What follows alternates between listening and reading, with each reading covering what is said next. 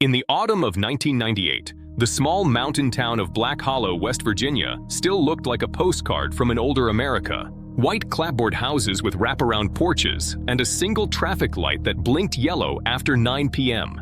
A diner called the Hollow Spoon that served pie so good, people drove 40 miles for it.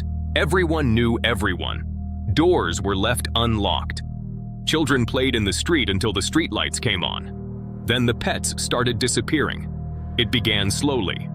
Old Mrs. Carver's tabby didn't come home. The Miller twins' beagle vanished. Farmers found chicken coops empty, doors still latched from the inside. No blood, no fur, no tracks in the soft soil, just absence. People blamed coyotes at first, then feral dogs, but no one found a single paw print. By early October, the children began to vanish. Sarah Whitaker, age 7, disappeared from her backyard swing on October 3rd. Her mother heard Sarah's voice calling, "Mommy, come see."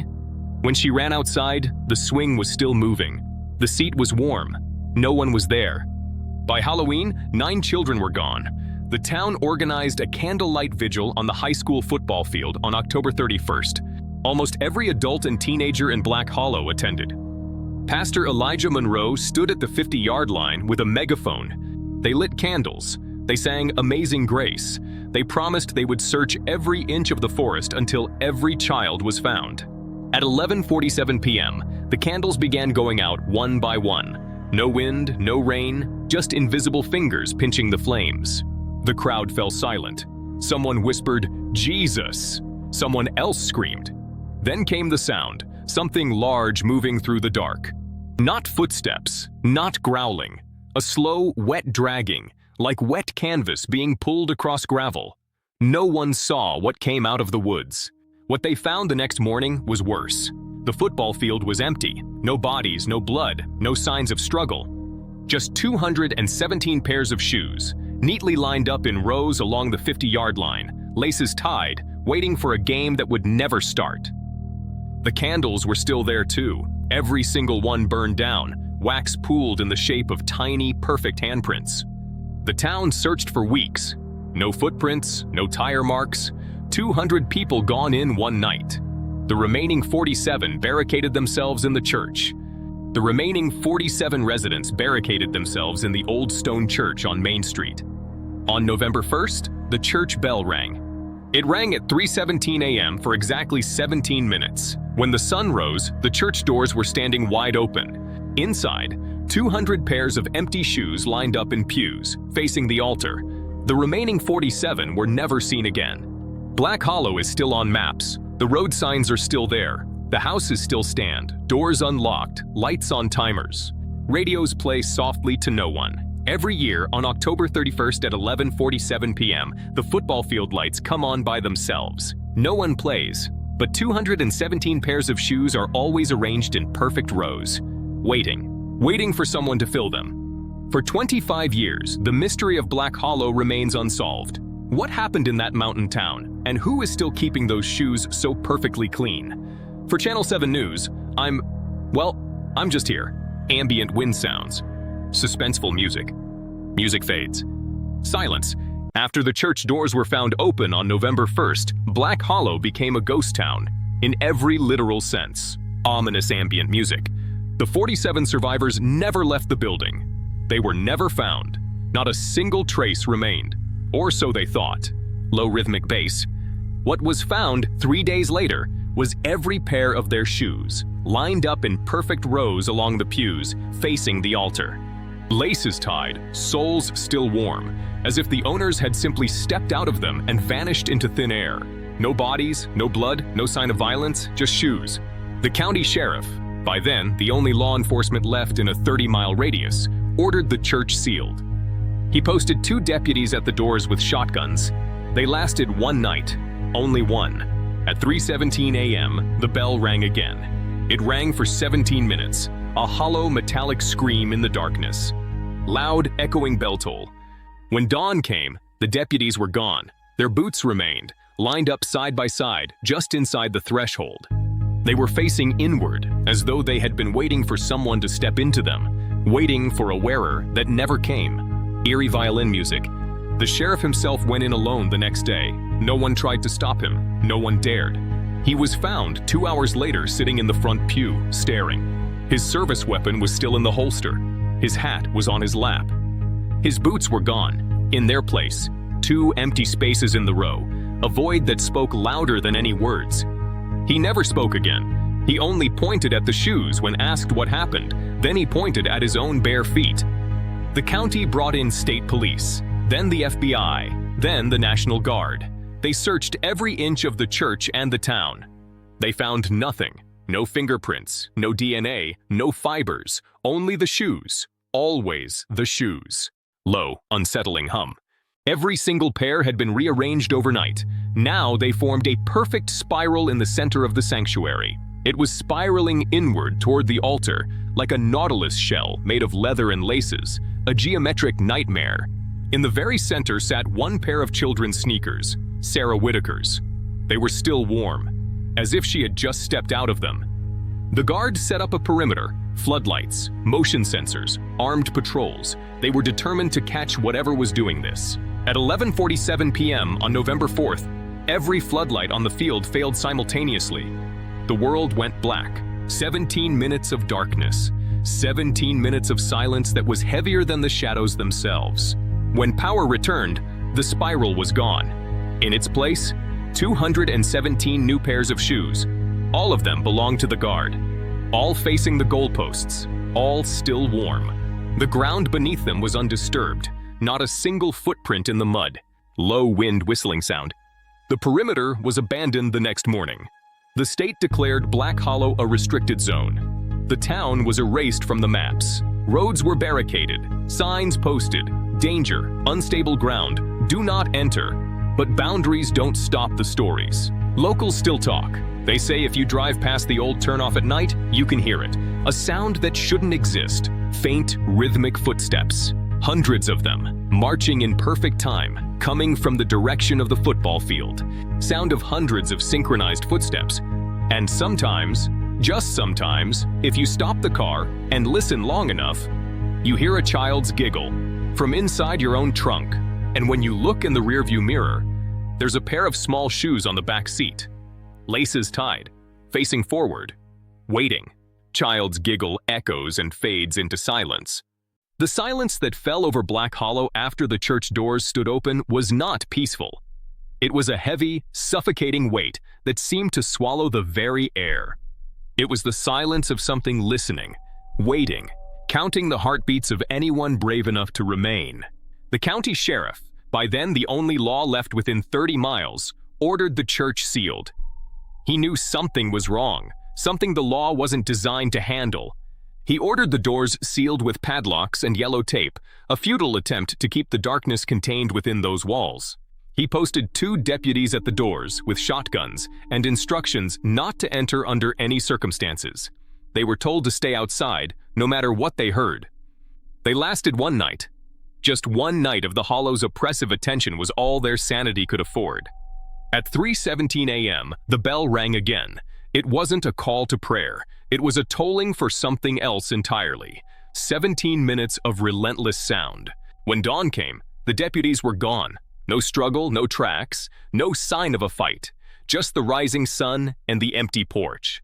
Their boots remained, lined up side by side just inside the threshold, facing inward, as though they had been waiting for someone to step into them. Empty vessels for empty men. The sheriff went in alone the next day. He ignored the warnings, the missing men, and the silence. He walked into the heart of the Hollow. He was gone for hours.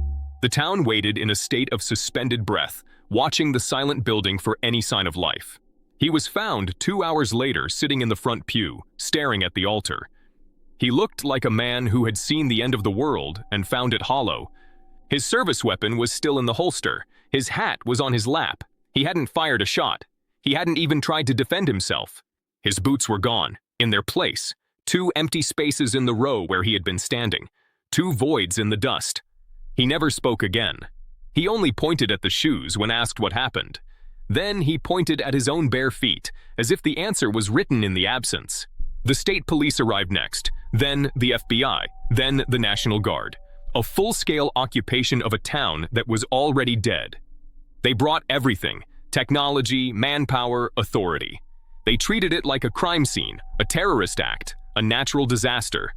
But none of it fit. They found nothing. No fingerprints, no DNA, no fibers, no footprints leading away from the church. Just a complete lack of evidence. Only the shoes. Every single pair from the original vigil, 217, remained. A testament to the people who were no longer there. They were rearranged overnight. Now they formed a perfect spiral in the center of the sanctuary, spiraling inward toward the altar like a nautilus shell made of leather and laces. In the very center sat one pair of children's sneakers, Sarah Whitaker's. They were still warm, as if she had just stepped out of them seconds ago. The guard set up a perimeter, floodlights that could be seen for miles, motion sensors that could detect a mouse, armed patrols with orders to shoot. They thought light could banish the Hollow's shadow. They thought technology could secure the ground. They were wrong. At 11:47 p.m. on November 4th, every floodlight on the field failed simultaneously. Not a flicker, just total absence. 17 minutes of darkness. When power returned, the spiral was gone. In its place, 217 new pairs of shoes, all perfectly aligned, all facing the same direction. All of them belonged to the deputies, the FBI agents, the National Guardsmen who had been standing guard, all lined up in perfect rows, all still warm. All facing the goalposts, all still warm, all waiting for the next step. The perimeter was abandoned before the sun even rose. The state declared Black Hollow a restricted zone. They didn't explain why. They just pulled everyone out and locked the gates. A town erased from the map. Roads were barricaded, signs posted, "Danger, unstable ground, do not enter." But the locals know it's not the ground that's unstable. It's the air. But locals still talk, in whispers and half-finished sentences.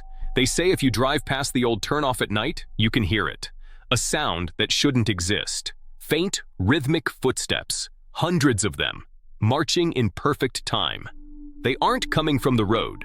They're coming from the field, from the direction of the football field. And sometimes, just sometimes, if you stop the car and listen long enough, you hear a child's giggle, high and clear, coming from inside your own trunk. And when you look in the rearview mirror, you expect to see your own reflection.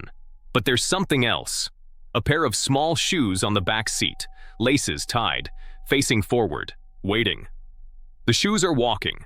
They are looking for feet. And they know exactly where to find them. They know the rhythm of your heart. They are looking for feet, and they know exactly where to find them. Welcome to Black Hollow. Mind your step. The National Guard withdrew from Black Hollow on November 8th, 1998. They left behind floodlights that still glowed faintly at night. The heavy wheels churned up the mud as the last of the trucks disappeared into the fog, leaving the town to the shadows. Motion sensors that triggered for nothing, and a perimeter of orange barricades no one bothered to guard anymore. The town was sealed off, yet completely exposed, a tomb with its doors left slightly ajar. The state police tape across the church doors peeled away in the wind. The sticky residue was all that remained of the law. Inside, the air was still. The shoes of the missing were never moved. They just sat there, waiting in the pews. On November 9th, a hunter from the next county over, Ray Tanner, 54, decided to take a shortcut through Black Hollow. He was on his way back from a deer stand, his mind on a warm meal and a soft bed. He didn't believe in ghost stories. The shortcut would save him 40 minutes, or so he thought. He turned onto the road that led past the high school. He drove past the football field just after dusk. The floodlights were on, buzzing with a sick electric hum. 217 pairs of shoes stood in perfect rows on the 50-yard line, exactly as they had been left. They were memorials to the missing children, left behind by grieving parents and a confused community. But now they were facing him. Not the goalposts. Him. Every lace, every toe, pointed directly at his truck. Ray cut the engine. The silence was absolute. No crickets, no wind, no distant highway hum. The world had stopped breathing. He could hear his own heartbeat, thumping like a drum against his ribs. Then he heard it. A single step. Soft, deliberate, leather sole on wet grass. Then another. Step, step, step. The sound was unmistakable. Something was walking, but there was no one there to see. He looked left. A child's sneaker, Sarah Whitaker's took one step forward from the front row, then another. She had been gone for 6 months. This was the shoe she was wearing. Then 10 more, then 50. The entire formation began to move, not hopping, not tumbling, walking. Each pair lifted and placed itself in perfect rhythm. Ray's hand shook on the gear shift. He couldn't look away. He was a hunter, but he had never felt like prey until now. The shoes marched toward the sideline, moving as one giant organism. When they reached the edge of the field, they stopped, all at once, facing him. Ray felt his throat close. He tried to start the engine. Then he heard it, a giggle. It came from the back seat. He looked in the rearview mirror. Sarah Whitaker sat there, pigtails, red coat, smiling, the same face that had haunted the town's dreams for months, but her eyes were hollow and dark. But her feet were bare. And on the seat beside her sat her sneakers, laces untied, facing forward, waiting. He could smell the wet grass. He could hear the faint sound of her breathing, a sound that shouldn't exist. Ray screamed. The giggle stopped. He slammed the truck into gear and floored it. In the side view mirror, the shoes on the field turned as one and marched back to their rows. The floodlights on the field flickered and went completely dark. By the time Ray looked again, the field was empty. Sarah was gone. But her sneakers were now on the passenger seat, laces tied, still warm. Ray drove home shaking, never looking back. He never told his wife. He never told anyone. He tried to forget that night, but Black Hollow wasn't finished with him. 3 nights later, at 3:17 a.m., he heard small footsteps in the hallway. Soft, deliberate, unmistakable. He opened the bedroom door. A single pair of children's sneakers stood in the doorway, facing him. They took one step forward, then another. Ray slammed the door. He sat on the bed with his shotgun until dawn. When the sun rose, the shoes were gone. But on the floor, scratched into the wood with a child's fingernail, was one fresh tally mark. Ray never slept in that house again. He moved to Charleston. He still checks his mirror every night, and every Halloween, he finds a new pair of shoes on his porch, facing the door, still warm.